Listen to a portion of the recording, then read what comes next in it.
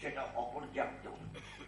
ফলে সম্ভবত সেই কারণেই সিদ্ধান্ত নিতে দেরি হয়েছে। প্রায় 5টা সাড়ে 5টার সময় হঠাৎ করে বামপন্থী নেতৃত্বকে গ্রেপ্তার করে অতর্কিতে আগে করে মানুষকে ডিসপার্স করা, সেটা না, লাঠিচার্জে পড়ে গেছে, মাথার উপর লাঠির বাড়ি মেরে মাথা ফাটিয়ে দেওয়া হয়েছে। এই প্রক্রিয়ায় রাজপথকে রক্তাক্ত করা হয়েছে, খুন করা হয়েছে 80 জনকে অত অল্প সময়। ময়দান, আজকে যেটা বলা হয় শহীদ মিনার, তখন শহীদ মিনার বলা হতো না, মনুমেন্ট ময়দানের সামনে সভা হয়েছিল।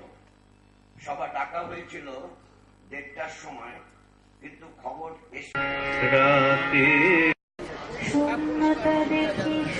সেখানে শহীদ ফলকের সামনে রাজ্য বামফ্রন্টের নেতৃবৃন্দ সহ বিভিন্ন গণ সংগঠনের প্রতিনিধিরা, সাধারণ মানুষ, তারা এমনকি অন্যান্য। তাই বলছি আমরা একটা বিপদের মধ্যে আমরা এসে পৌঁছেছি, যেন বিপদ থেকে আমরা ভুলে না যাই। এ রাজ্যের কথা কি বলবো, আমি আজকে আইন শৃঙ্খলার কথা বলতে চাইছি না, সবাই জানি। আজকের দিনে আমি স্মরণ করতে চাইছি দুটো দিক। এই 3 বছর 3 মাসে পশ্চিমবাংলার শিল্পায়নে অন্তত 10 বছর পিছিয়ে গেছে। সমস্ত রাজ্যের এই জিনিস, এই বার্তা পৌঁছে যাচ্ছে। দিল্লিতে পৌঁছেছে, মুম্বাইতে পৌঁছেছে। শিল্পায়নে আমরা 10 বছর পিছিয়ে গেছি। আবার এরকমই হয়, সারা দেশে শিল্পায়নের জন্য এত তীব্র প্রতিযোগিতা, এমন তীব্র প্রতিযোগিতা, সেখানে যদি দাঁড়াতে কেউ না, কি করে দাঁড়াবেন, কি নিয়ে দাঁড়াবেন? চালু কারখানা, নতুন কারখানা তো এলোই না, এখনো পর্যন্ত একটা নতুন কারখানার ইট পোতা হয়নি, একটাও না, এলো না তো।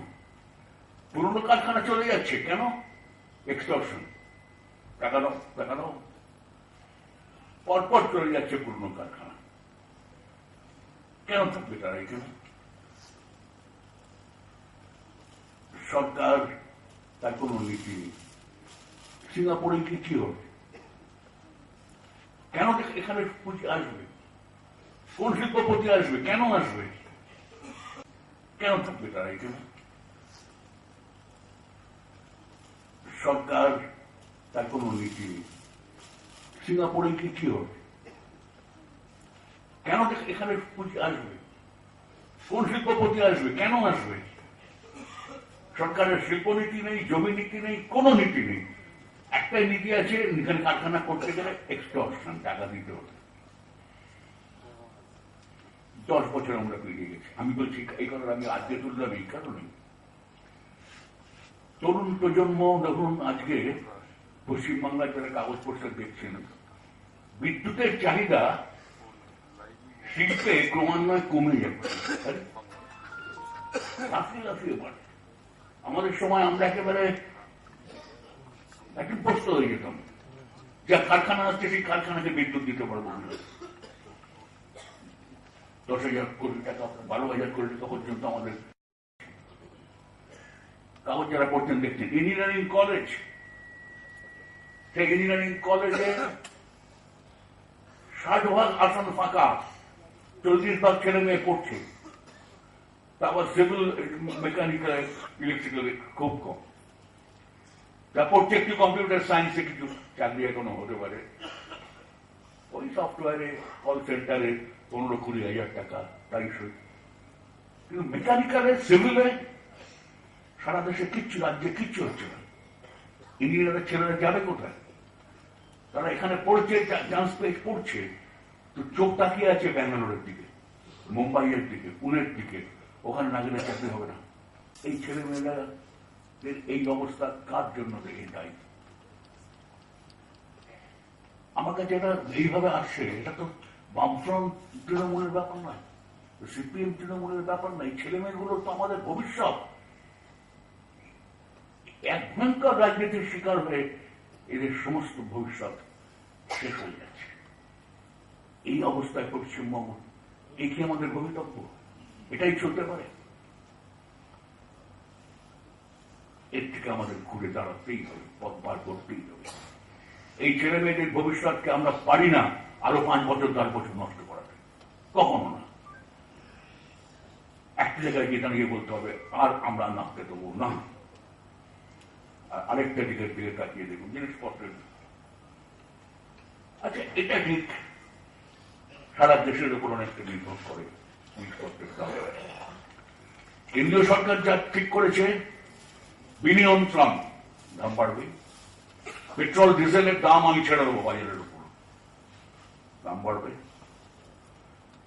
আমি সাবসিডি দেবো না, ভর্তুকি দেবো না। ওয়ার্ল্ড ব্যাংক বলেছে, IMF বলেছে ভর্তুকি চলবে না, দাম বাড়বে। এগুলো আমরা ক্ষেত্রে কিছু বুঝি। রেলওয়ের ভাড়া বাড়লো, শুল্ক বাড়লো, বুঝি আমরা। কিন্তু রাজ্যে কি হচ্ছে? রাজ্য সরকার কি করছে? আমাদের রাজ্যে চালের দাম বাড়ছে কেন? আলু নিয়ে এই কেটেকাণ্ড হচ্ছে কেন? ধরুন আমরা এই আলু এবং আমি ধান চাল বলবো, এই অবস্থার সামনে দাঁড়িয়ে তাই আমরা মনে করছি আমাদের আরো সংগঠিত হতে হবে, বামফ্রন্টকে আরো প্রস্তুত হতে হবে, আমাদের রাস্তায় নামতে হবে আরো শক্তি অর্জন করে। এবার মুখোমুখি লড়াই, এই সরকারকে এই বার্তা দিতে হবে এইভাবে চলতে পারে না। এইভাবে চলার দিন শেষ হচ্ছে। আমরা পথে নেমেছি, এই পথে তোমাদের চলতে দেবো না। সেই প্রস্তুতি আমাদের দরকার। তৃণমূলের সঙ্গে একটি টেলিভিশনের চ্যানেল ছেড়ে দিল বাজারে, তৃণমূলের সঙ্গে কথা বলবে বামপন্থীরা? আমরা তৃণমূলের সঙ্গে উপর থেকে নিচ পর্যন্ত একটা সমাজ বিরোধীদের দল, হিংস্র দল, সর্বনাশ করছে রাজ্যের। আমাদের আইন শৃঙ্খলা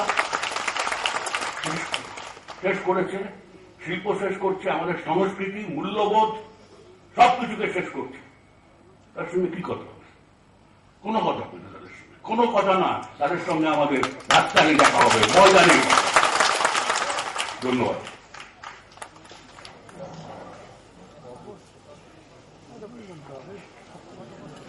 বন্ধুগণ, কমরেডগণ, আপনারা